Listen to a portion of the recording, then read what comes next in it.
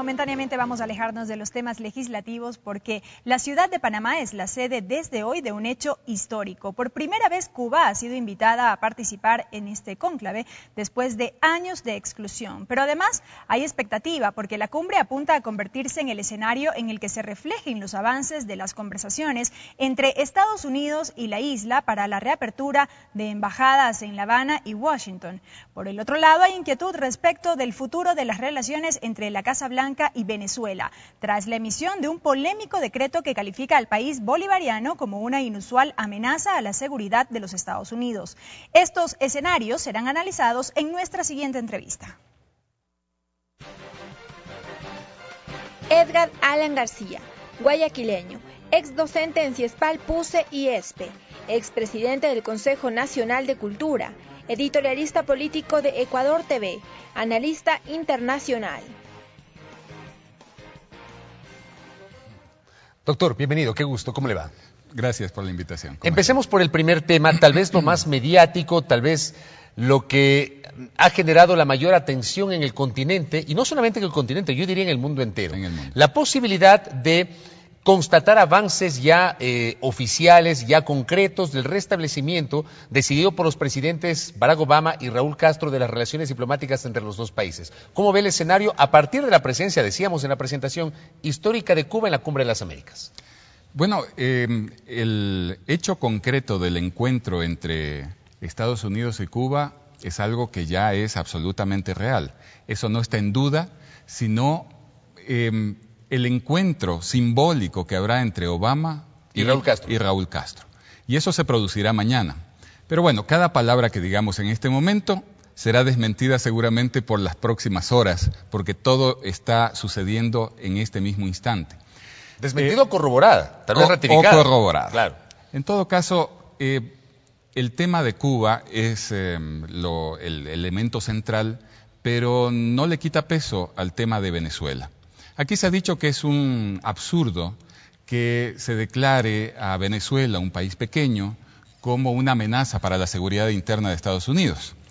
Parece en un primer acercamiento absurdo, pero según la legislación norteamericana se necesita ese decreto para poder intervenir militarmente en un país o para suministrar armas a un grupo armado, ¿no?, que dé al traste con una dictadura, con un gobierno democrático, con lo que sea.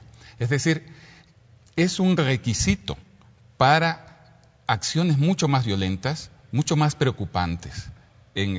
Cuando Estados Unidos hace ese movimiento y dice que tal país X es una amenaza para su seguridad interna, entonces, cuando el Congreso aprueba aquello, entonces se están preparando las armas para algo muchísimo más grave. Aunque el secretario de Estado, solamente con esto, aunque el secretario de Estado, John Kerry, y Roberta Jacobson, que es la secretaria adjunta para el hemisferio occidental, los dos han negado que Estados Unidos pretende invadir Venezuela como en su momento en los años 80 ocurrió con Panamá, por ejemplo, cuando detuvieron al entonces dictador Manuel Antonio Noriega. Bueno, lo que hay que entender es que se han dado con la piedra en los dientes.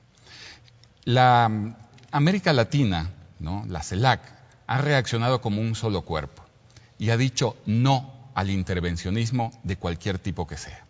No se pueden poner en riesgo la democracia venezolana y los venezolanos tendrán que resolver sus problemas internamente.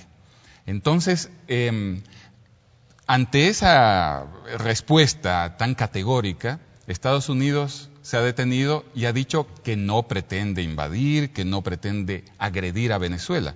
Sin embargo, no derogan el decreto, ¿no? Es decir, dejan el decreto como una espada de Damocles sobre el cuello, no de Venezuela, sino de América Latina, porque si cae Venezuela, si Venezuela es agredida, seguramente Ecuador, Bolivia, Nicaragua y otros países también se verán amenazados en su seguridad interna. Eso sí, en su seguridad interna. Sin embargo, el mismo presidente de los Estados Unidos habría reculado de alguna manera en sus palabras en recientes declaraciones.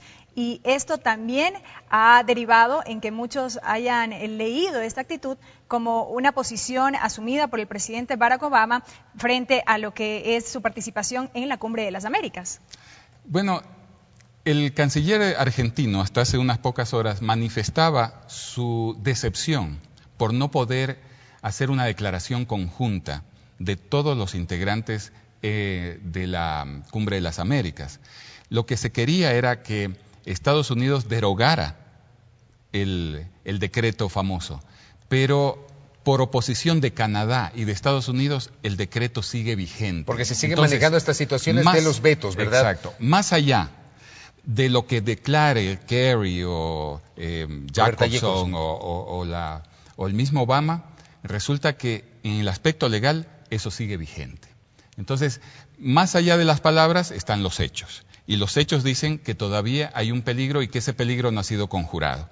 Estados Unidos hizo un movimiento, por un lado, acercarse a Cuba, ¿no? Decir vamos a restablecer las negociaciones, digamos las relaciones diplomáticas con Cuba, vamos a tratar de eliminar el bloqueo, un bloqueo infame que ha sido rechazado por las Naciones Unidas. Y que dicho sea de paso, no depende de la decisión del presidente Obama, sino del Senado de los Estados Unidos.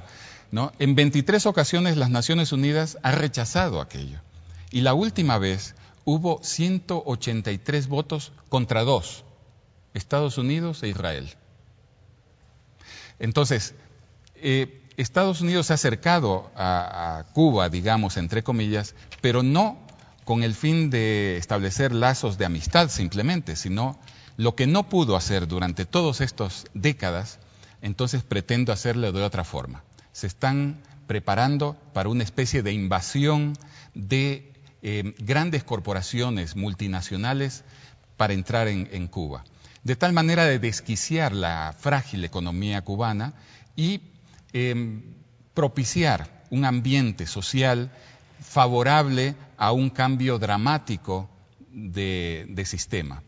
En esa medida, por un lado hacen esto y por otro lado declaran a Venezuela como un país peligroso para la seguridad interna de Estados Unidos, tratando de equilibrar un poco la cuestión. Vamos a dar un paso positivo por acá y otro esperando que América Latina no reaccione tan severamente a lo que vamos a hacer con Venezuela. Pero resulta que América Latina ha reaccionado realmente de manera muy frontal, a tal punto que Jacobson ha dicho que está totalmente decepcionada de la reacción de los estados latinoamericanos. Pero a propósito precisamente de esta posición asumida por los países denominados progresistas, ¿cuál puede ser el desenlace entonces de la cumbre respecto del caso de Venezuela?